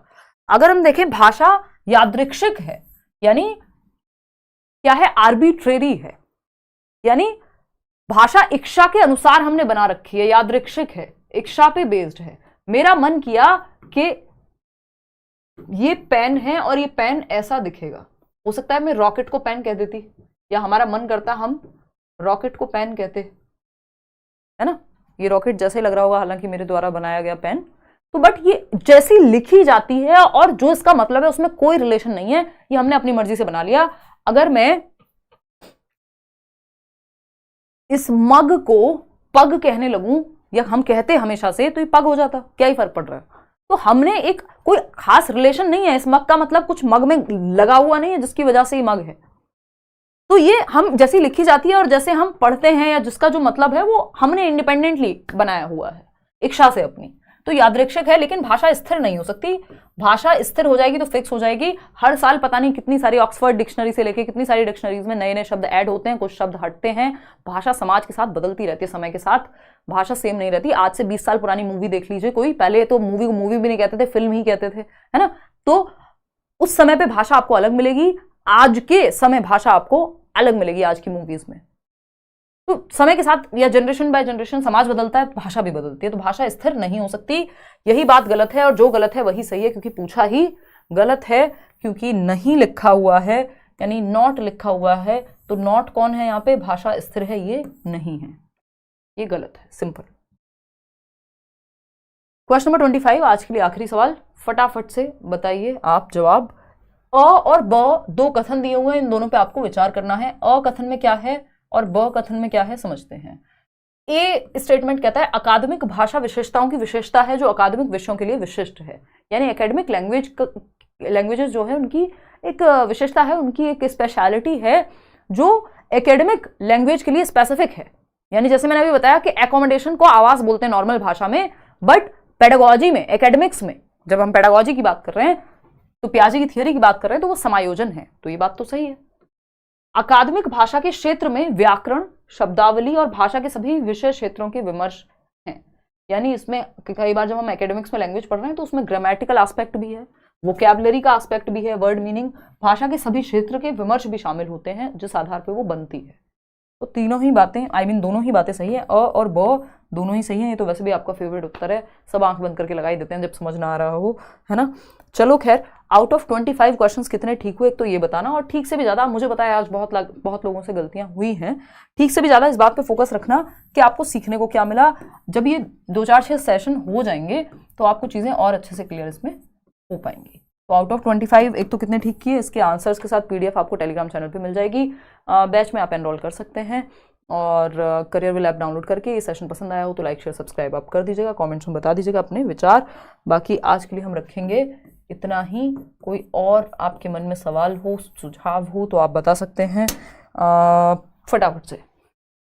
गुड नाइट भाई, क्लास हो जाती है लेट, आई नो। और हाँ, बहुत बढ़िया। टेम्प वासी कह रहे हैं आपका बनाया हुआ रॉकेट मजनू भाई के पेंटिंग से भी बढ़िया। ठीक है सागर और वासी, हाँ भाई ठीक है। गुड नाइट जहाना परवीन, ओके थैंक यू भाई। ठीक है 10 सही है, 15 सही है, 14 सही है। तो हमें अभी और प्रैक्टिस की ज़रूरत है हिंदी में। हाँ ठीक है जी।